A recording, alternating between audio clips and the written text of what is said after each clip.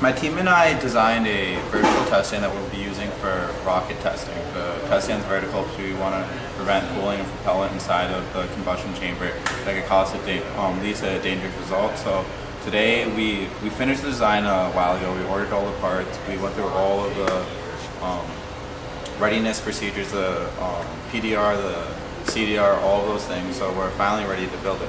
So we're on our second day of constructing this test stand.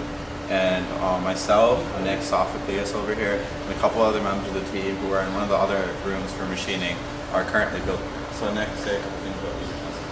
Well, so what we've done so far is, for the angled bars at the bottom of the test stand, which we're just going to use to anchor down to the ground, so far I've drilled and threaded the holes to be bolted down, and this part right here will be mounted on top of it as a T-stand. And T-shape, not a T-stand, but it'll be shaped like a T. Yeah. So if you imagine it, it's like the angled bars of the base are like the top of the T, and this is sitting inside the angled bars. Yeah, it'll be perpendicular from it, coming straight up. And this part, which would be holding the track, which would be bolted down on this, would be bolted down on this as well. See, we already started drilling it, but we're going to wait to weld this to the bottom of the angled bars so we can make sure that it's actually all level and aligned. The reason for that is that if we end up bolting this to this piece before we weld this to its base, there's a possibility that we might make this at a slight angle and make some deviation, which will make it so that the thruster isn't acting completely vertically.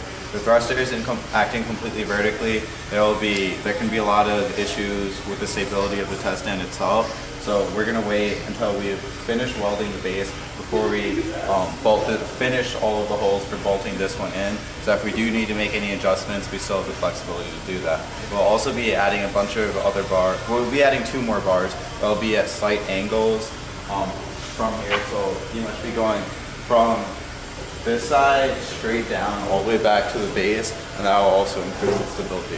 That's something that we have left to do. We have to cut it, and then we're going to be welding it as well. Nick's going to be helping a lot with that. He's especially good at drilling, so if you could show those holes that we have. So far we have 8 holes in here. These will be what the rail itself is attached to, and we have 1 hole so far. We still need to finish a couple other things before we finish all the holes. So we still have the flexibility for adjustments like I mentioned before. We'll finish those where we'll bolt it in, and we'll be that much closer to completing the test stand. We expect to complete the entire construction within 3 days, probably working 10-hour days or so. There's a lot of people helping us out. We make good progress so far. So.